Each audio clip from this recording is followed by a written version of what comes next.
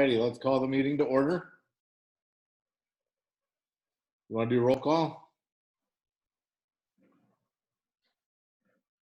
John Robertson, Present. Kathleen Walker, Present. Makoto Lane, absent but excused.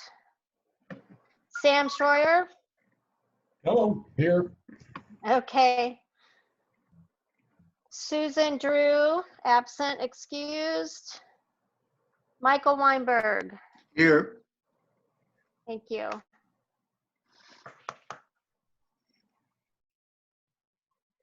All righty, I forgot I was chairing the meeting. Minutes, did everybody have a chance to review the minutes yet? Yes, I did. Sam and Michael, have you guys had a Yes. chance? Yep. I would entertain a motion to approve the minutes or amend them. So move. Okay, for a second, was that you seconding, Sam? I think you're muted, Sam.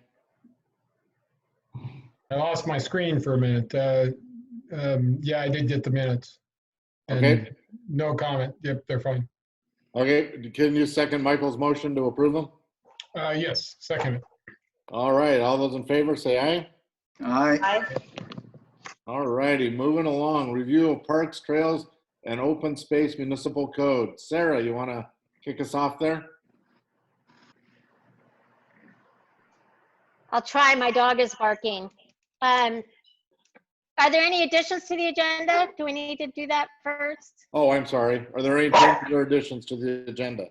I will be giving a update on the Johnsford viewpoint, and also just a little update on, I did some of the calculations on the stuff that the Bull Run Terrace. I just have Bull one Run. statement on that. I kind of looked up the numbers, how we were kind of a little nervous. So I'll just kind of follow up with a little information on that. That's kind of under old business, both of those. Excellent. Anything else? Oh, and yeah, nope, master plan update, that's already there. Okay. Go ahead.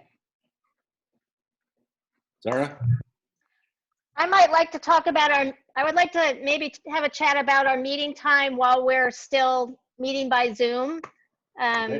Maybe we can just do that at the staff update. Can you hear me? That'd be great. Okay. Ready to move on then, Dawn? I am emotionally prepared to move on. Okay. So Kathleen, hopefully everybody got the staff report. Dawn has asked me to prepare those. I find it very helpful myself, and I hope you do as well. Kathleen has requested that we discuss the city's municipal code as it pertains to parks, trails, open space. I sent copies of our existing code. I think everybody's aware that, some weaknesses in our code have been exposed recently. We're in the process of updating the Parks Master Plan, and I spoke with Kelly and a couple other people who really feel, I believe, Kathleen, you speak yourself, but I think you agree that along with the master plan, so the master plan has some strength, some teeth, can be implemented as you intend it to be implemented. Does that sum it up?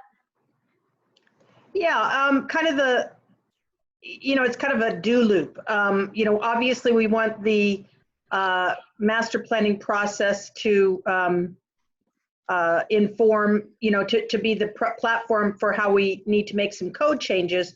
But in order to have the master plan be the basis for where we propose policies or something that could affect code changes, we need to kind of give input into that. And so I thought that this meeting would be a good opportunity to just kind of look at what we have and where are maybe some ideas that you want to see us go with possible, like, oh, well, we should need to be sure and kind of change this or that. Just give some input to the consultants on what it is that we might need tweaked.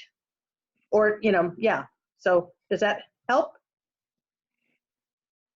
Yeah, I wanted to make one additional comment. In putting this all together, I did speak with Nancy, and she spoke with ESA, and they can help us to a certain extent with code language, but it may require some additional expertise. It's probably something we're going to want to have the land use attorney review as well. So, ESA can get us to a certain point, but I think they feel like some additional expertise will be required. I would assume that the city has a land use attorney on retainer someplace. Yeah. Yeah. I believe so, but Yeah. I can Yeah. confirm that. David I mean, I Dufman. think David does most of that, right? Yep. Okay. Yeah. So So I think this is more conceptual. It's not like, exact changes to the exact code language and stuff. It's more conceptual. right, and I did read through all the 17.32 and 17.86, and as usual, you find it to be quite dense reading. It's not overly fun, but it does help with nap time. And what struck me was that it really, when you read it, you think, man, how can it be more specific than this? Yeah. How can as you read through it, you think, okay, well, they certainly have crossed all their T's and dotted all their I's and everything. So I'm certainly not an attorney, and so all I can say is that if it's not strong enough, we really need an attorney to help us find where it's not strong enough, to help lead us through making it stronger, making it more bulletproof for us. Well, one example that when, we had the 17.86 section all along, and, I've had that since probably, I don't know, 97 or something around there, since the first master plan. The part that kind of got added in, I believe, was the 17.32 section, when we decided to create this new zone called Parks and Open Space. That's all fairly new. And so conceptually, the things that I thought was a good thing to talk about, I think I told you, Sarah, was kind of like parking, restrooms. Do we have a position, whether, because right now it kind of references you to this kind of residential section, and it really doesn't apply at all. They said at the time that they were going to be revising the Parks and Open Space code language at some later date when they had a chance to. So, and that's fine. But I guess my question is, we've got your local tot lot parks, you've got your smaller neighborhood parks, you've got your Bornstead, your bigger, your Bornstead and Meinig Park and Sandy River Park. And so the question I have for you guys is, what is the direction we want to give to the consultants on when we do look at new parks? What's our recommendation for parking requirements for those parks? Those kind of things. Sure. I guess one area that I've always kind of come down on is if there's amenities in there that are encouraging people to stay very long, then I wanted off-street parking.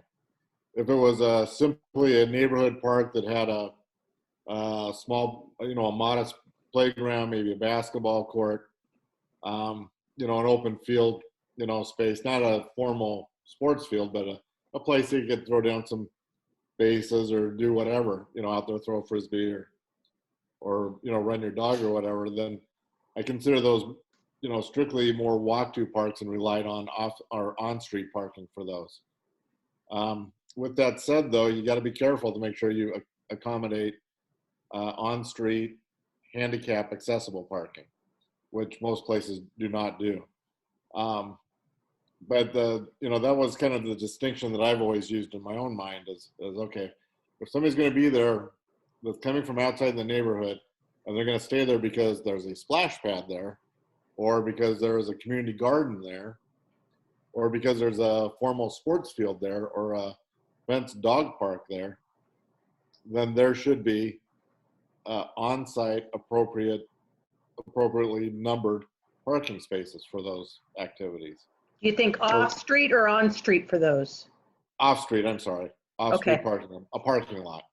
Okay, The last thing we want to do is be bad neighbors and have, people showing up for their youth baseball game or whatever and just clogging up the whole neighborhood because there's no parking available. well, I kind of agree with that, although, since we have to pay for the other side of the park side of the street with the curb and the on-street parking there, we have to pay for that, and so to have all the neighbors parking their extra cars and everything over there, that goes two ways, I guess, is my point. Absolutely, it does. It does, but Yeah. unfortunately, it's not illegal either. So, Right, but it's just, again, if we'd already paid for on-street parking, then, paying for a whole new off-street parking is, we just have to kind of look at that and, cost and all. Those are the kind of, those are the kind of ideas and thoughts that I thought we should discuss. What do you think, Mike? I think what Don said sounds good. But do we need something in the code that kind of automatically puts parking into certain kinds of parks? Or do we treat those on an individual basis as they come up? Well, it's not very clear right now, and so the one caution that, so for just to kind of give you an example of kind of what happened in a separate situation, and I'm not sure if it would happen again, but with Bornstead Park, we didn't even have a parks and open space zone, and we had to treat the whole thing as a non-conforming use and go get a variance. And I'm kind of trying to remember all the words of the things that we had to do and pay for, and took time, and we had to pay for it all to get it done, to go to our own, planning folks and ask for, a variance. And out of that kind of came that required off-street parking and things like that. So I don't know the complete answer to that, of whether we want something more specific in the code. That'd be a good question for Kelly maybe, but I, at a minimum, don't want us to fall into that trap again where we're proposing to build a park and we have to somehow go through all the hoops and ask for variances and things like that.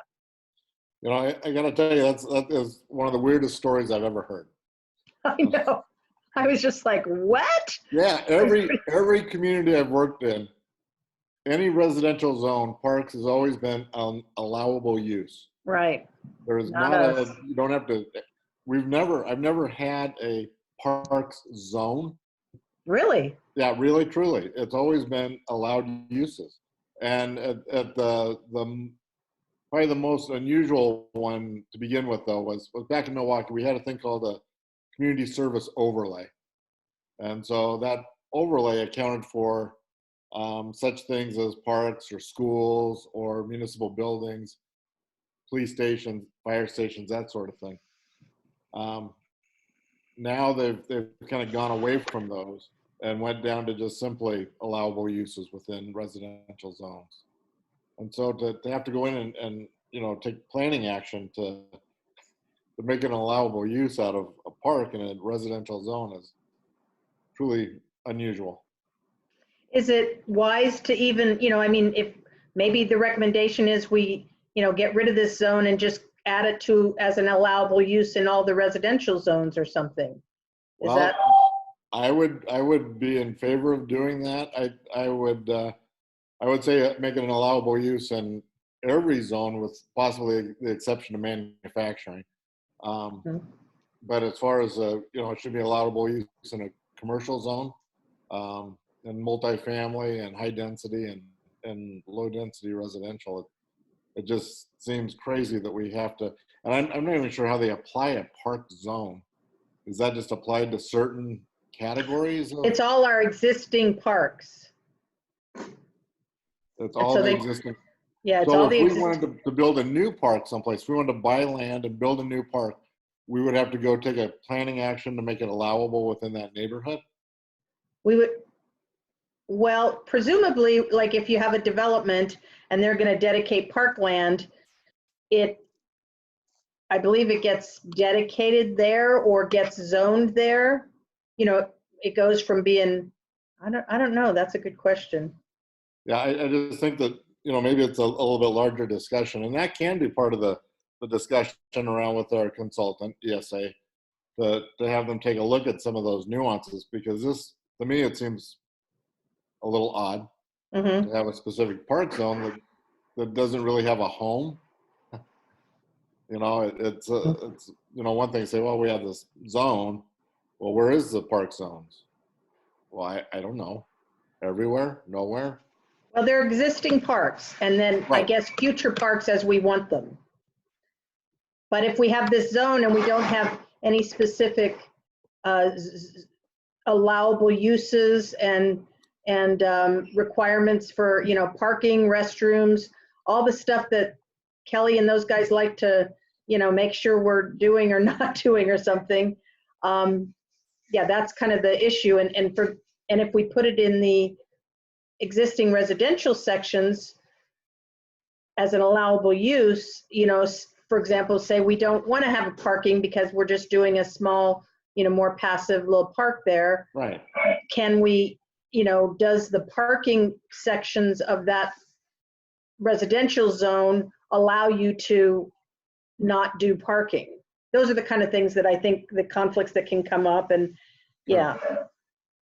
I think also having just a basic outline that included in our master plan that says typical uses for a typical amenities, not limited to these, but typical ones for a neighborhood park may include, drinking fountains, benches, picnic tables, basketball court, kind of the general items down there. A restroom doesn't mean we have to have those things.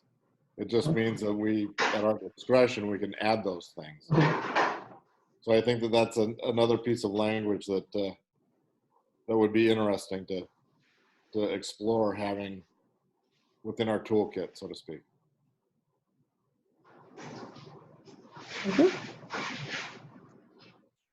Sam, Dawn, Michael? you keep breaking up, Dawn. I think you're freezing up. I don't know if it's my end or your end. I don't know. I think it's your end, Sarah. He's not freezing up for me. Is he freezing up for you, Sam? No, it's Sarah's occasionally freezing up, but nobody else is so far. Yeah, Don's coming in just fine. Okay. Oh. I've been hearing myself pretty well. Yeah, Oh God, we gotta love Zoom. I guess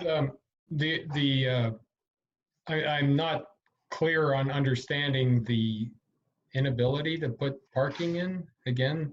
That there's a code for parks that doesn't allow parking lot. What is the exact problem again? Oh, it's not specific right now. They've kind of created this zone, and there's this implication that I've kind of heard from like James, one of our previous planners. He felt like we should have parking in every park, and I tried to explain to him that, again, like what Don said, if it's just kind of a small thing, we don't need parking. We have, probably have off-street parking or probably have on-street parking and don't need that. But he kind of thought, that was, so they made that zone, that new zone, and they put all the existing parks under that zone, but there wasn't any kind of, it's like if I made a zone called, high density residential, but then I never kind of created any regulations about what you could or could not do in that area. That's kind of what they did with the park stuff, and they didn't really spell out. But the implication they were kind of giving me was that we would have to have parking and everything. And I was like, well, it doesn't say that. They kind of reference you over to the residential. They said, where does it say? C.7. Let's see. Oh, it's under the 3.2 section. Did you put that in here? Sarah? Hold on, let me look. I think it's 17.32. Yeah, intent. Okay, it's kind of on page 23 of our agenda packet. And it says permitted uses, blah, blah, blah.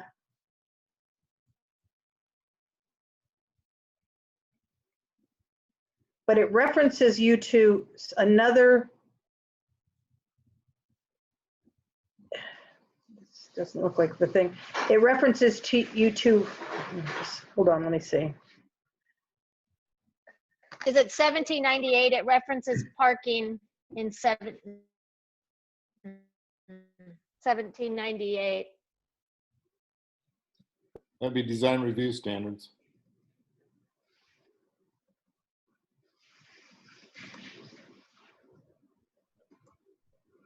Well, Okay, I guess just this discussion here highlights the reason why it needs to be more clearly spelled out, doesn't it? Okay. Under 17.32.40A, it says, you know, for development standards, it says for like off-street parking, see section 17.98. And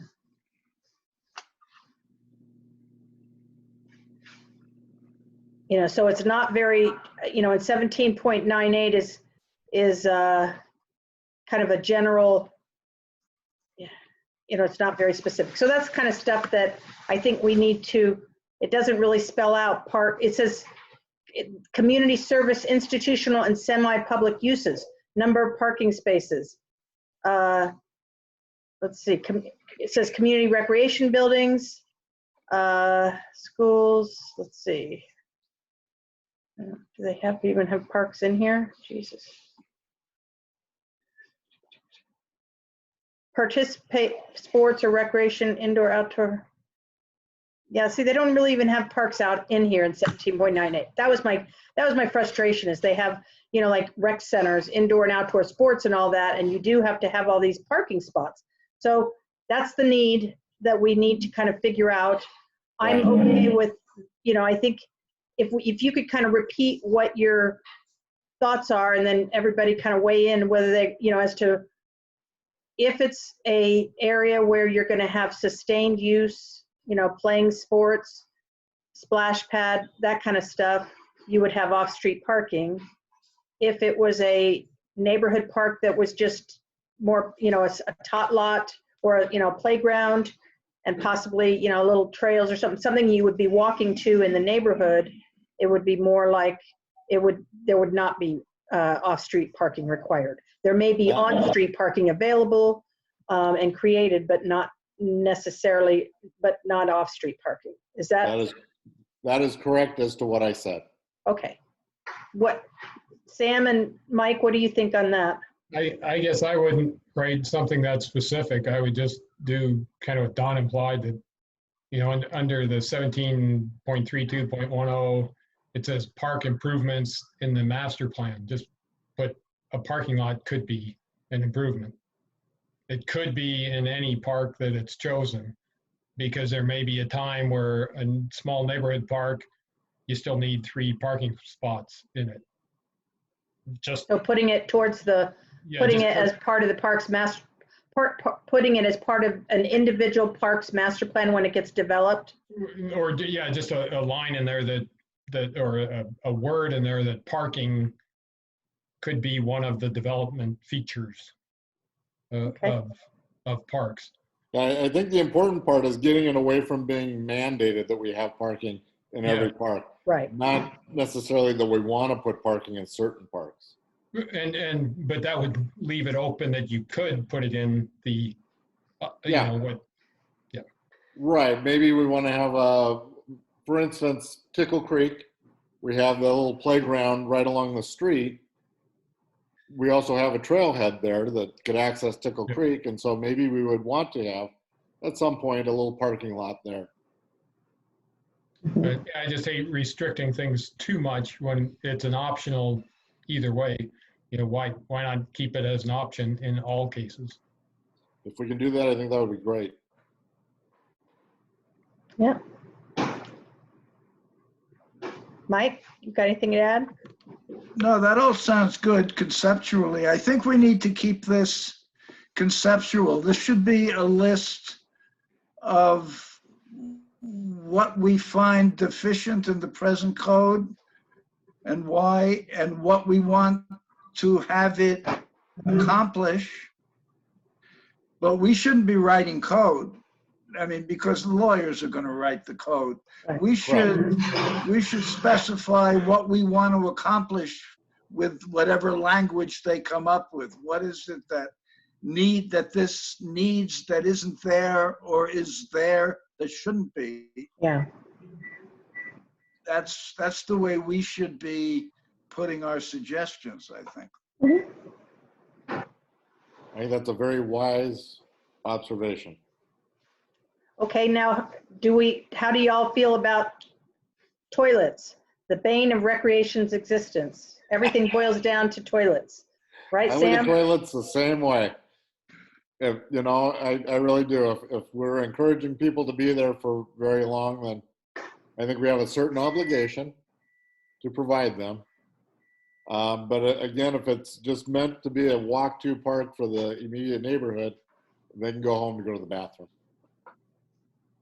Well, yeah, the number one outdoor recreation need, bathrooms.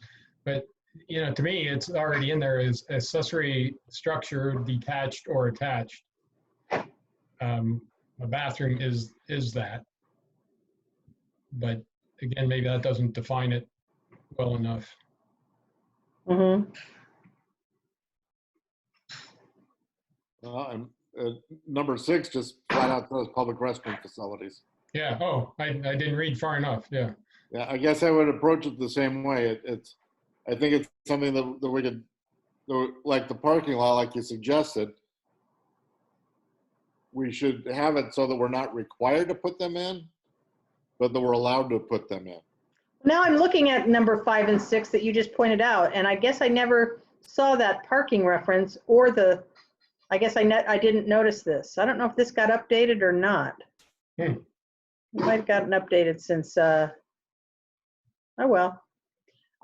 So yeah, maybe what's in there, Covers it. addresses it. Seems pretty comprehensive, Okay. although I don't see the word pickleball anywhere. Restricted in all zones. That's under educational activities. There we go. You'd have to teach me how to play it. There we go. Hey, while we're also discussing this, on the other side, I was a little curious about the other. I didn't really highlight it or mark where it was, but on 17.32 or 17.86, the actual municipal code, there was a reference in there that if we were to accept land from a developer, that it had slope restrictions, it had all these different things on it. It also said that it has to come with sidewalks. Does that imply, to me, that implies not just sidewalks, but half street improvements? Because typically a sidewalk would be included with a curb, which would be included with a street. So that's the 17.86 at the city's discretion stuff for dedication. It's section, the slope is on section 17.86.20, number 3. Yeah, 15% slope. The dedication procedures, number 1, under 86.30, Clear, fill, or grade all the land to the satisfaction of the city. and install sidewalks on the parkland adjacent to any street. But what if a street doesn't exist yet? For instance, what came to mind is when we punch through, what is a Village Drive or whatever that runs along the west side of Bornstead Park, I was assuming that we would be required to do half street improvements on that. Street improvements for that. However, when I read this, I almost thought, well, maybe the original developer has to come back and add those sidewalks when that street improvement goes in. Are you talking about Southeast Village? Yeah. So when it goes through. Yeah. I think, and also, the stuff when, does Oak go through yet? Yeah, Oak already goes through. And what happened on that one? That has, I'll have to check on how that worked. I kind of recall that the section that's on the north side of the park. North side is undeveloped. Yeah, so when that goes through, I think we would be on the hook for a half street improvement. And I don't know about the Southeast Village one on the west side or not. Which brought me back again to Bornstead Park on the north side. I noticed that those nearly 4 acres of land are for sale now. And then when I read 17.86.20 under minimum standards, the first thing you see under number 1 is a diagram that shows a park that is fronted by streets on all 4 sides. Does that mean whoever buys and develops that property is going to be restricted to putting in streets that face the park, so they can't have homes backing up to the park? That's right. That's right. And as I recall, there was there's a village plan that actually goes along with the Bornstead area. And for some reason, I kind of think there's some sort of a Superseding? No, there's some sort of weird, it's not a street maybe, but it might be do you remember that, Sarah? It's like a half street, or it's kind of like I don't know. We'll have to look into that. That's a good thing to check on. It's not a full street. I want to say it's what? That's not in the plan. Oh, anyways, somebody might know more about it than I, but anyway. Is that Mike? Yeah, but anyway, we'll look it up. Thanks, Mike. Okay. But yeah, there is something, it was kind of, I don't know if it's still in the plan or not. But yeah, but I will say that this thing you're talking about, take a look at that diagram. There was kind of some, pushback, I guess, from some people about having parks, not having subdivisions where people's yards backed up to the park. And I kind of agree with this approach of not having that, because they end up tossing their lawn clippings and everything over the fence, and it's a pain. Yeah.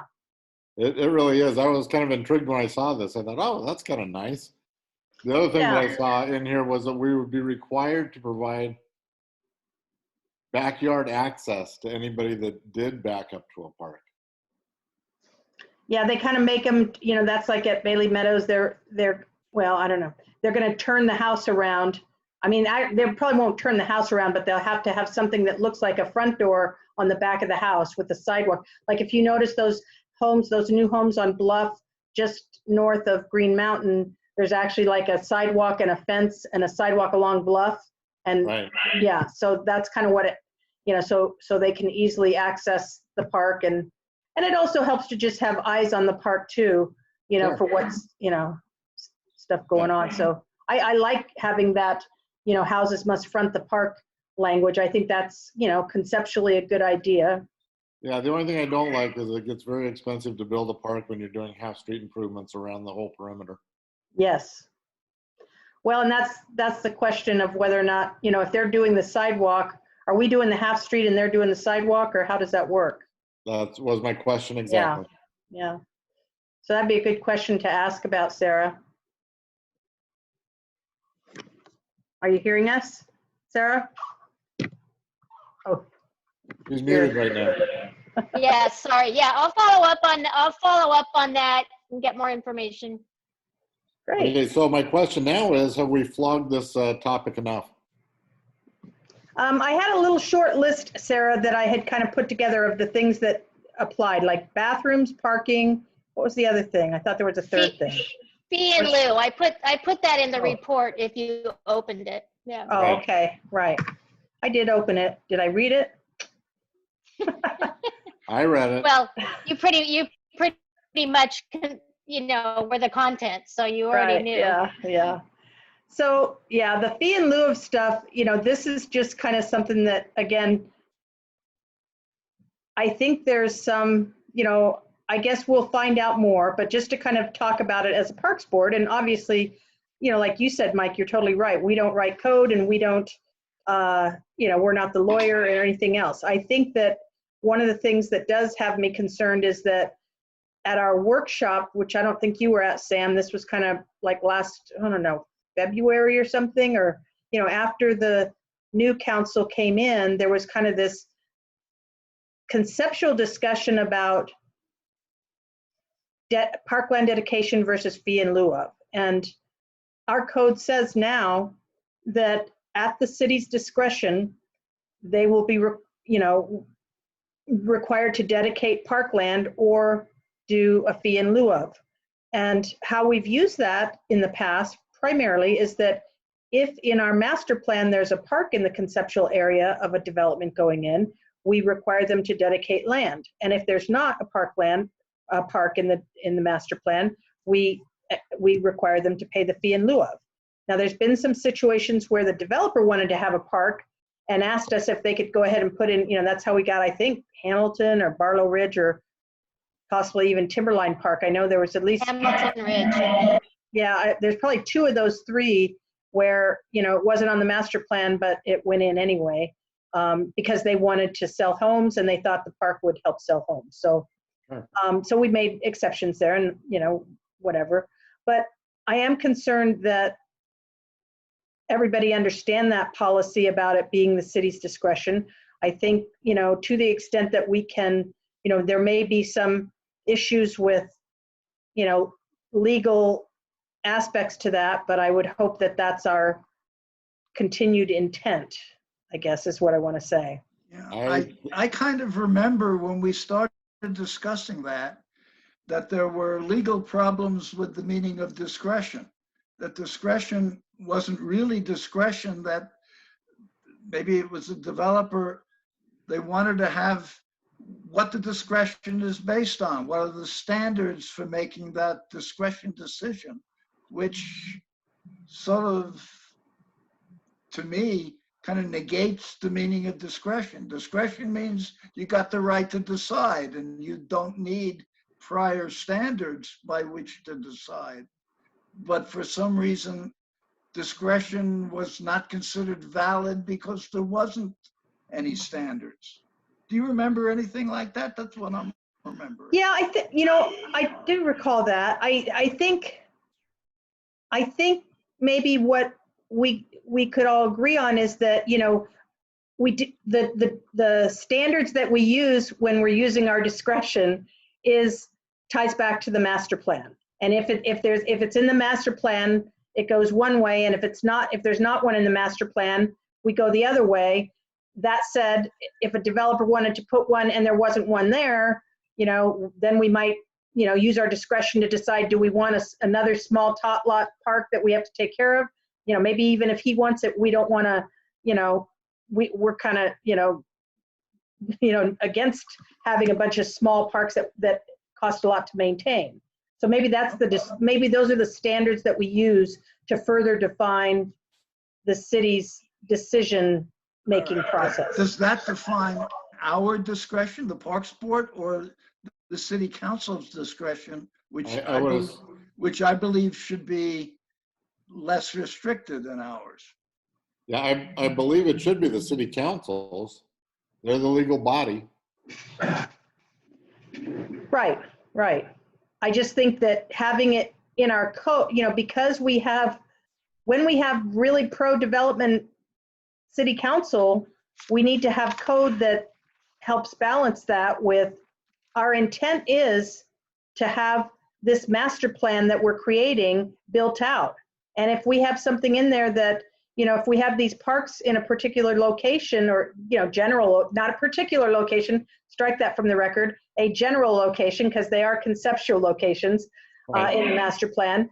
But if we have them in there and then, some city council decides that, they don't want to do that, it just kind of eliminates our ability to really implement the plan as described. Okay. Yeah. And I'm concerned about that. Okay, before we leave this, I thought of something else when we were discussing that there needs to be streets around every park. What happens in those cases where we're putting, where we want to see the park up against the border of the development because we want it to match up with the park in the next development? We don't want streets. We don't want a street down there. We want that to remain open. Does there need to be something in the language that allows that? I think that's what we already have, kind of, don't we? With Bornstead, like, we have a park, but it's up against an undeveloped area.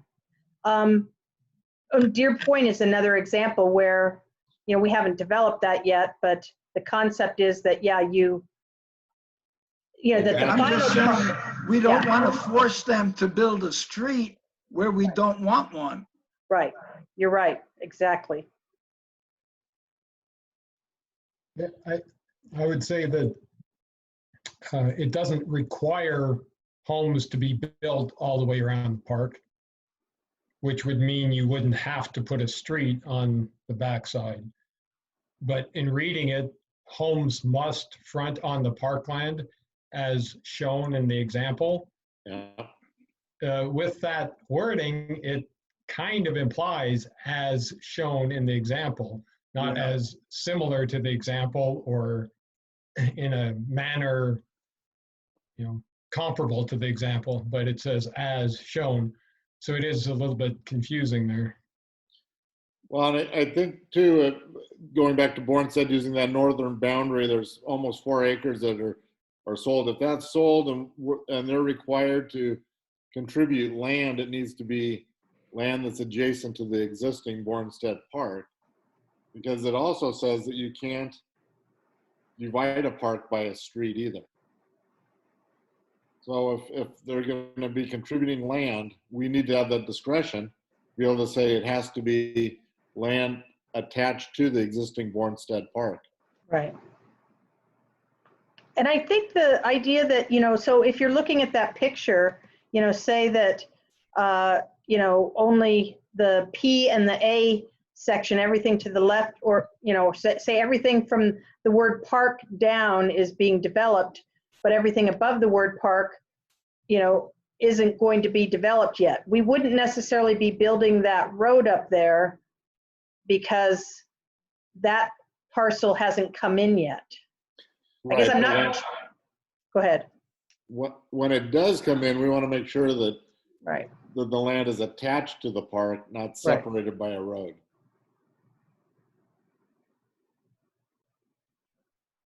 Okay. So we were on roads, and then we were on, oh, the fee in lieu of and all that. Yeah. Yeah. I think we just want to make sure that,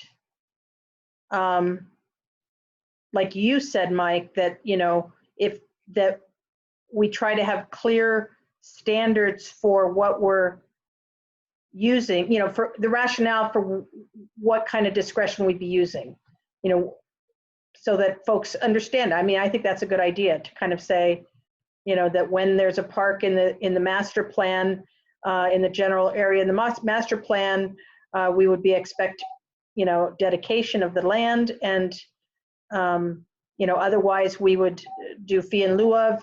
The final discretion with that, obviously, like you said, is with the city council if they want to waive that, but at least it lets everybody know, you know, what our objective is, and that it's to build out the master plan as designed.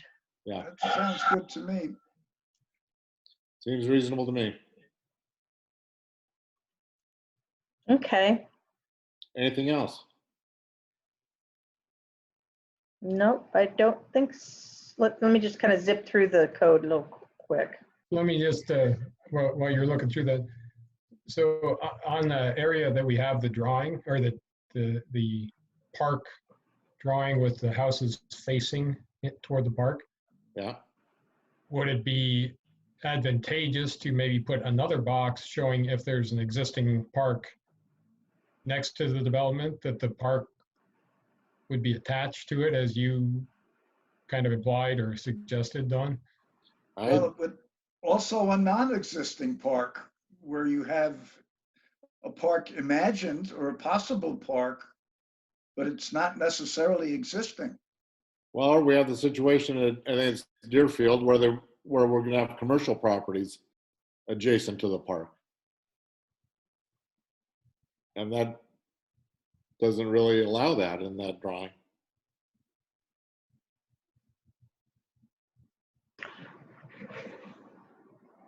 So yeah, maybe we need to expand. Yeah, it seems that it would be smart to maybe indicate that that isn't the only option. Area. Yeah, I think so too.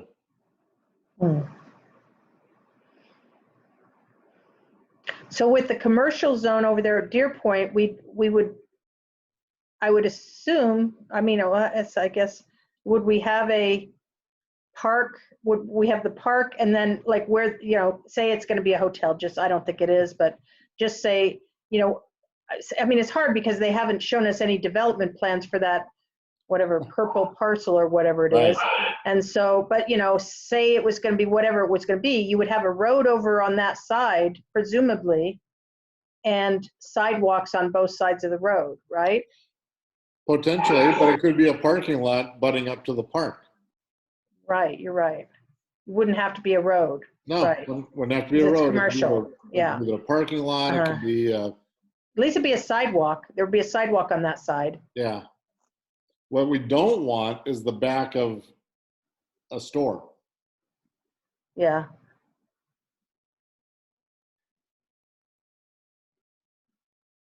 Is that something that we would? Hey, all. So Lori's, there she is. Hi, Lori. Hi, Laurie. I didn't get a chance to tell you Hi, Lori. guys, Lori was at a brush fire. I got a text from her. She's just now joining us. I had to get in touch with Jeff to let her in because I'm no longer the host of the meeting. So took me away for a second. Yeah. Hi, Lori. Hey, how's it going? Hi. Sorry I'm late. That's okay. We'll just repeat everything that we have said.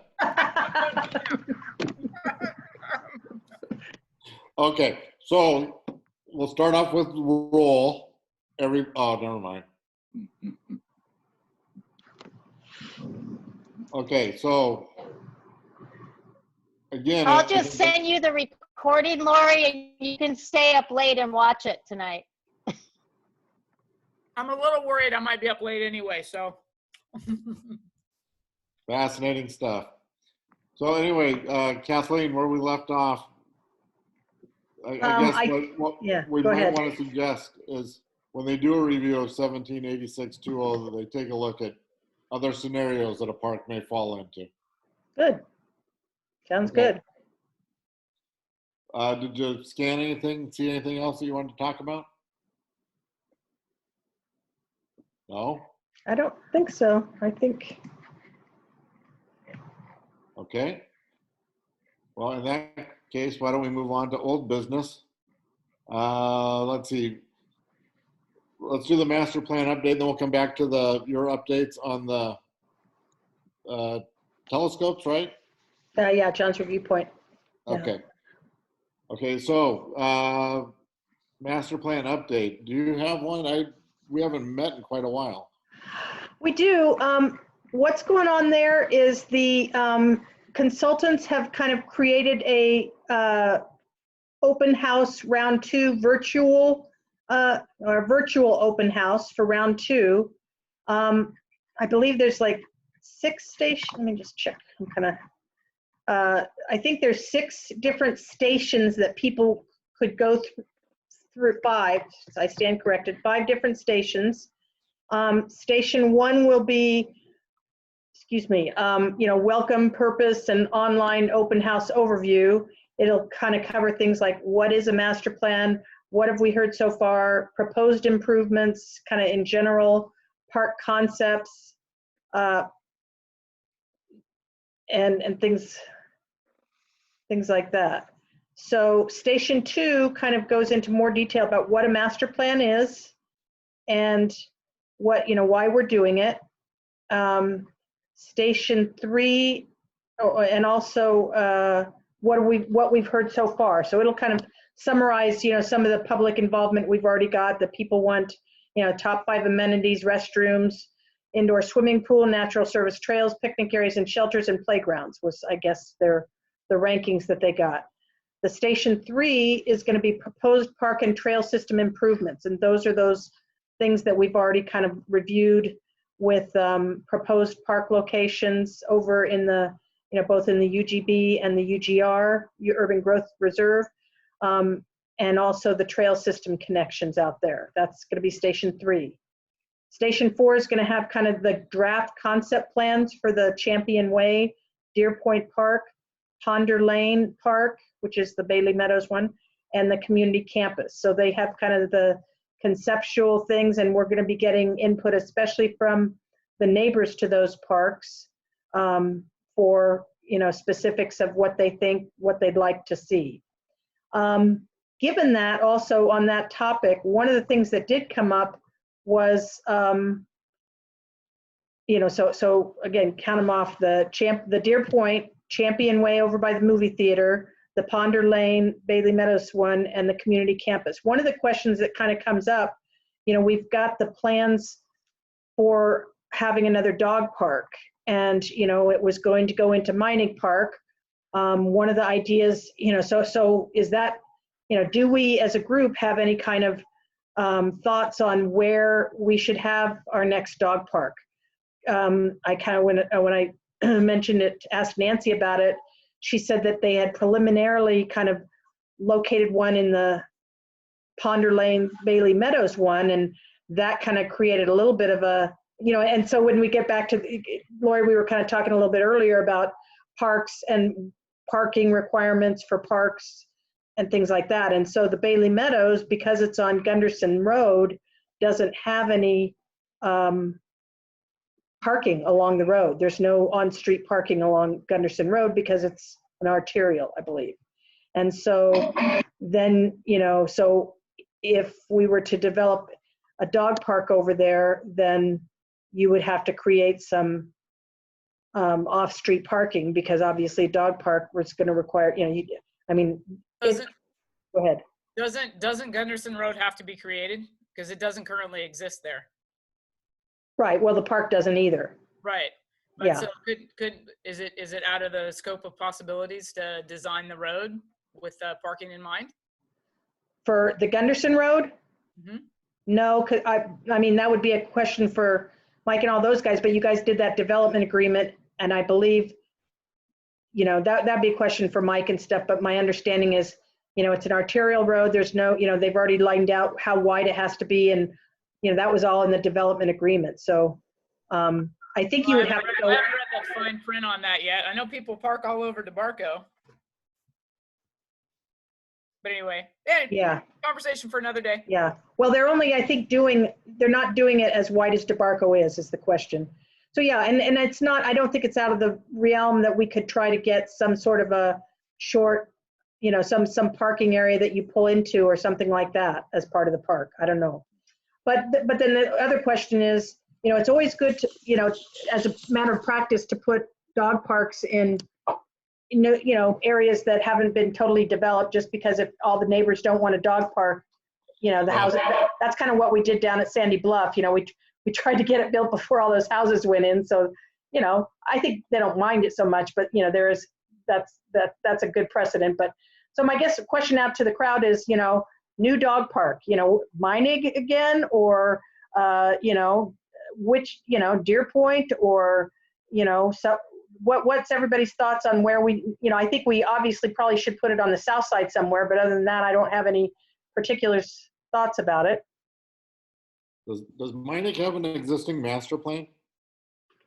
Yes. And we had a plan, kind of blueprints drawn up for the new trail and the dog park also. Okay, so there is room in there. Yeah, the dog park was going to go as you kind of come in that lower parking lot over by, the Fantasy Forest. It's kind of north of there. You would behind the amphitheater. Right. Kind of. To the, Yeah. to the west of the I know amphitheater. concerns about it. So the dogs can be behind the amphitheater serenading the musicians or whatever.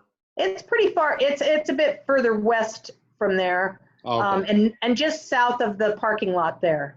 Oh, okay. Yeah, I think I know the area. yeah. Yeah, that'd be tucked back in there. It's about like 5 acres back there or something like. Wait, how much is it?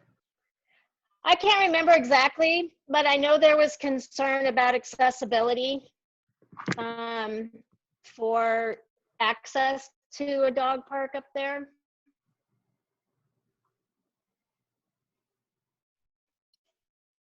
Okay.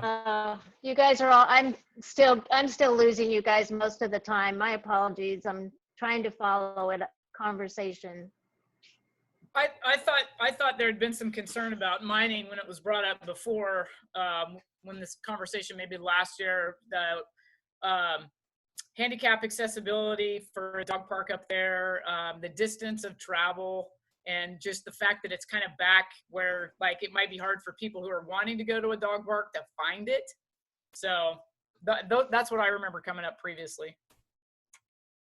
You have some suggestions, or I guess I think the idea is what other areas, what's the best place to put a second dog park in town?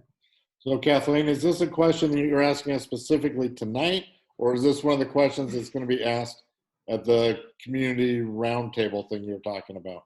It's kind of for tonight because, like I said, they hadn't really even asked us, and they had it kind of identified in the preliminary stuff as being in Bailey Meadows. And that's when I kind of pointed out, well, I don't know that we have, we don't have any on-street parking and we don't have any off-street parking yet. Not to say you can't build it, but, and so then I just wanted to kind of get everybody's opinion about, is that where we want to do it, or is there, some other area? So I think doing it in Minot Park is a lot less expensive than having to build parking lots and restrooms and other infrastructure to support it.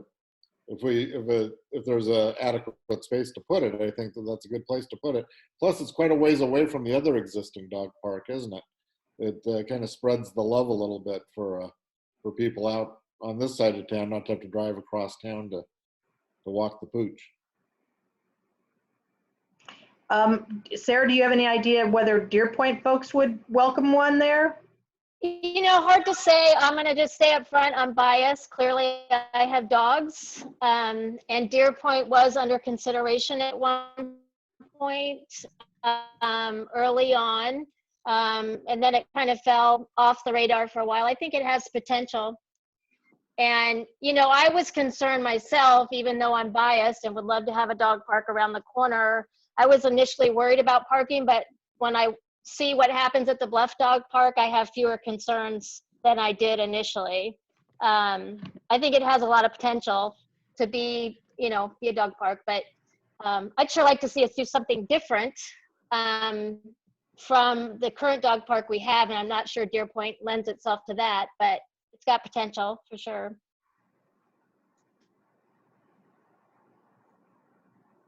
I'm going to defer on any options because I don't really feel I have a good enough knowledge to give a good statement.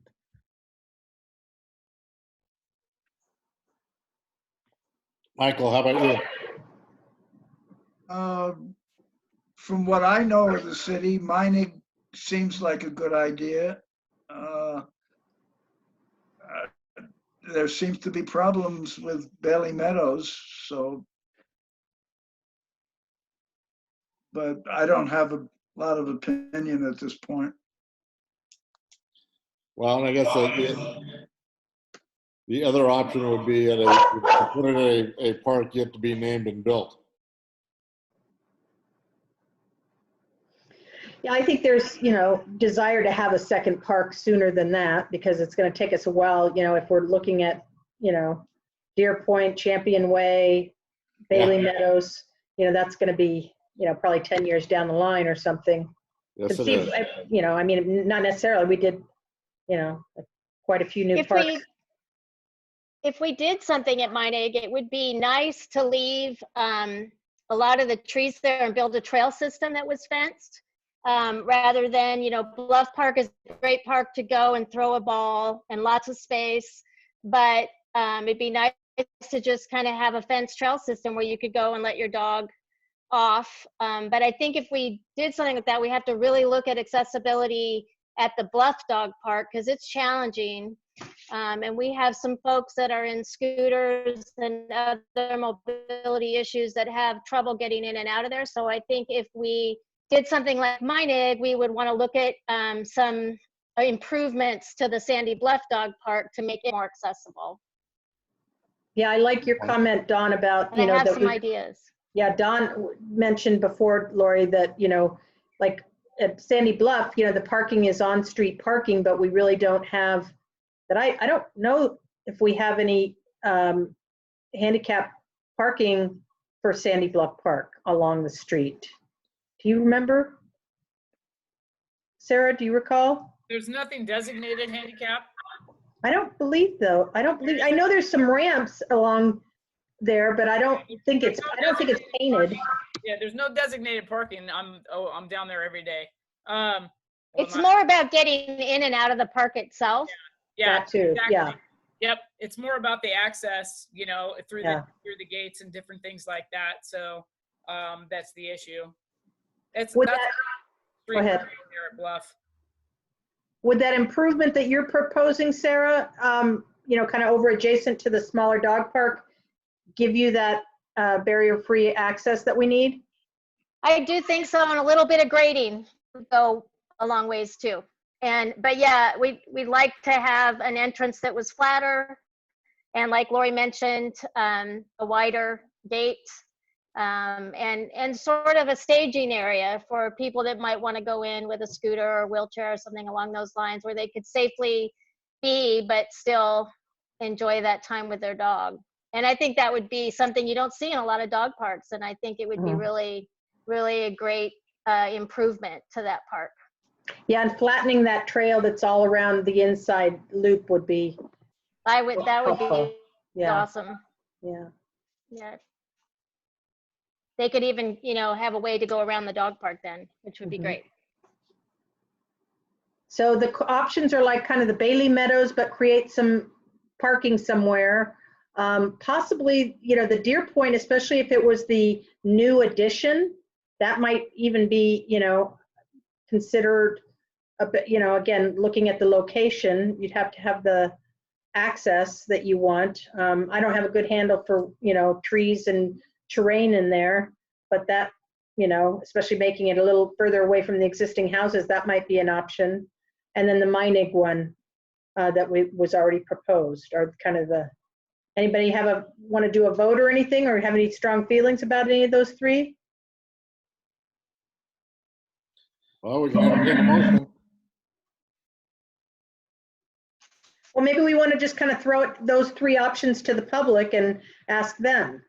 I think that's probably the better route to go. Okay, Okay, sounds good. all righty.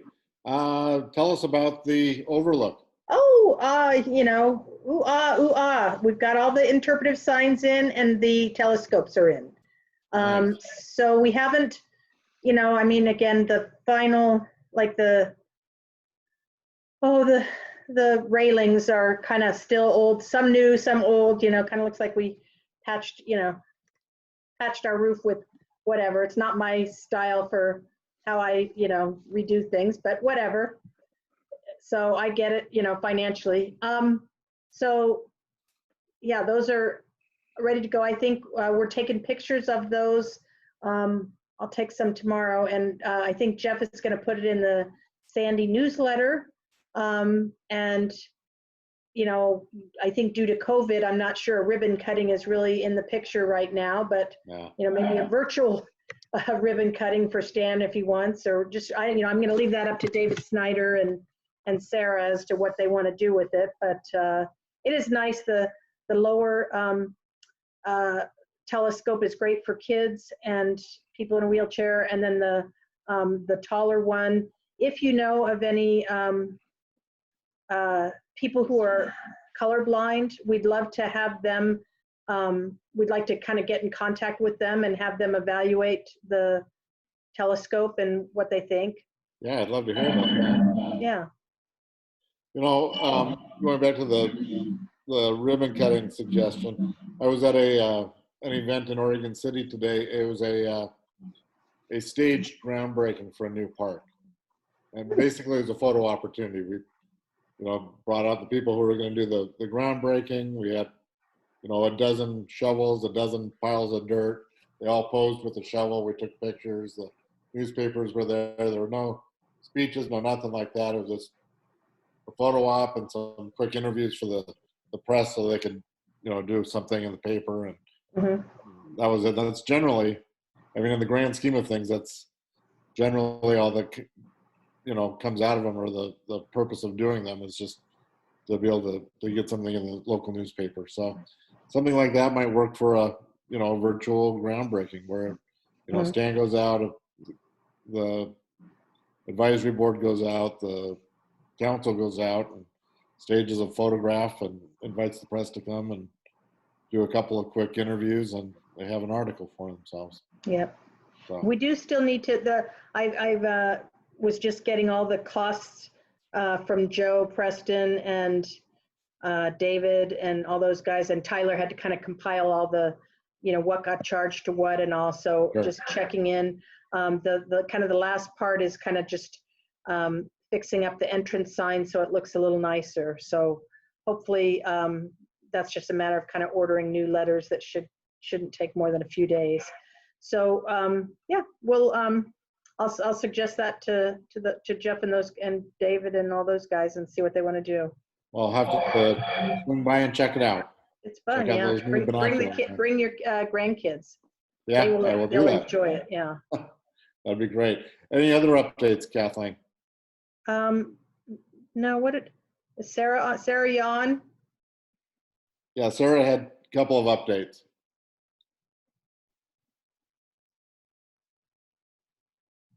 Did we lose you, Sarah? We might have, at least temporarily. While we're waiting for her to come back, I have one question that I should have asked when we were talking about the master plan. When is that round 2 event going to happen? Thank you. What's that? When is that event going to happen, Kathleen? The virtual open house? Yeah, Yes. I don't have the exact date. No, do you have an approximation? I would assume in the next couple weeks they're going to send it Oh, out. Okay. They're just finalizing I think they have the materials and stuff put together, and they have an outline, and that's what I kind of got from them. But I told them I wouldn't send it out to everybody because they're still finalizing it. But as soon as they send me the final version of the outline, I'll forward that all to all of you for review. Okay. Thank you. I just got texted from Sarah. She's lost contact with us. She's trying to get back in. I'm telling her if she can't get in to call me, and I'll put her on my speakerphone.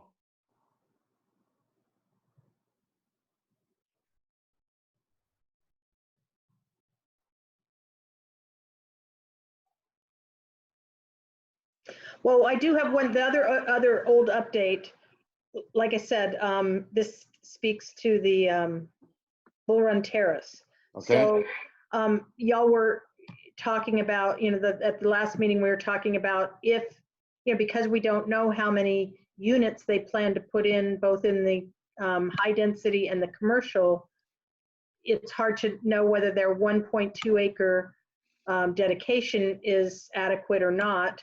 You know, if they were to build out both of those, the commercial and the high density to maximum, you know, which is again usually what people do, the developers do, there would be 224 units, and it would be an actual, you know, total with all the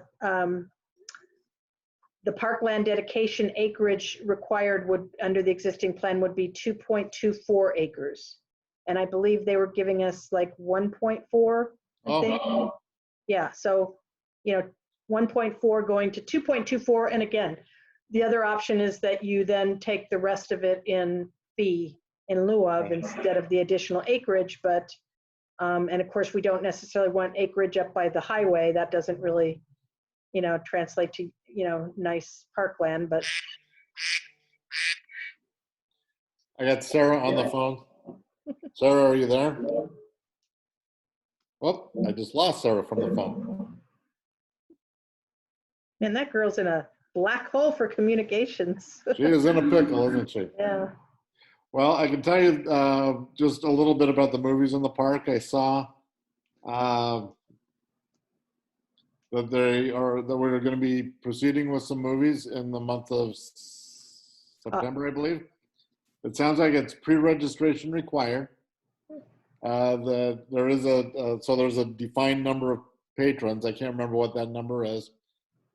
People will be assigned a time and a location to come in. They'll be escorted to their area and seated. So there will be ushers available to seat people in the park to allow for those movies to go forth. I believe Sarah had 4 movies scheduled for that time, and I don't recall what those movies were, but she was very excited and very nervous both to give this a try to see how they worked out. And their big concern is people just showing up willy-nilly and expecting to be able to get a place as opposed to following through on the pre-registration. So we'll see how it works out, and we'll hope for the best on that one. I don't recall what her other update was. I know she had a second one. Let me see if I can get her on the phone.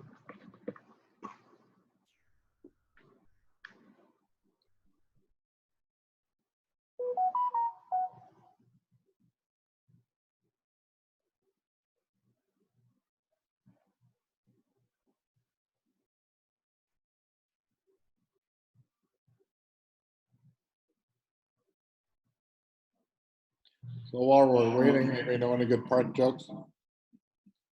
Anybody from out of town? Anybody? Lori, been to any good fires lately? I just came back from one. We sent a crew over to Mosier last week. They came back Monday, and it looks like we're getting geared up to possibly send a crew maybe to California. So Yeah, they're having a tough time down there, I know. yeah. Well, and I know the whole state, the eastern side of the state's really nervous to send too many crews out of Oregon because they're really afraid that they're going to get lit up. So we'll see Yeah, what happens here. I think we're all afraid of that. Yeah. Mm-hmm. Can't you fight those virtually? Wouldn't that be nice? You guys haven't figured out how to virtually fight fires? I know, right? Or use, some sort of aerial device. Yeah. Drones. Yeah. Well, I was over in Hood River yesterday. That Bennett Pass fire looked pretty bad. Where's that one at? So right there at Bennett Pass, if you're going over 35, Yeah. you can see it. In fact, yesterday when I was heading over, you could actually see the fire itself. You could see the glow at the tree line. So Oh, they were airdropping that. So I'm sure the terrain's too difficult to get ground pounders in there. yeah. Well, It's like the hopefully the White wind will River- keep blowing east and not west. Yeah, exactly. Yep. It's in the White River Canyon, and it's south of Bonnie Meadows Campground, which is one of my favorite little spots to go. Well, Lori, you guys are going to be talking about the pool. Do you have any kind of things to share with us from the council about what you're going to, is that on the agenda next month or something? I'm getting a call. Sorry. That's a good question. Oh. We haven't talked about it yet. have fun, be safe. All right. All righty. Well, I'll tell you what, I think rather than all of us sitting around looking at each other waiting, why don't we just go ahead and adjourn, and hopefully all the recording will work. I don't know why it wouldn't. I suspect that it's set up to do that. And I think Jeff is recording because yeah, yes. I said I want to make sure we get it. Let me just tie in with him for a second. Hold on.